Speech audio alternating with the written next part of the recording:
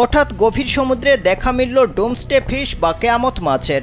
একদল ডুবুরি সমুদ্রের গভীরে অনুসন্ধান চালাতে গিয়ে দেখা পান বিরল এই মাছটির।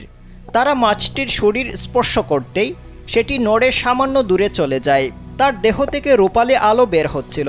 অদ্ভুত দর্শন, এই মাছের শরীর যেন রক্তমাংসে গড়া নয়, বরং চকচকে ইস্পাত দিয়ে তৈরি। অস্বাভাবিক বড় বড় চোখ ভয়ের উদ্রেক করে। রহস্যময় এই গভীর জলের মাছের নাম আরফিশ হলেও এটি ডোমসডে ফিশ বা কেয়ামত মাছ নামেই বেশি পরিচিত।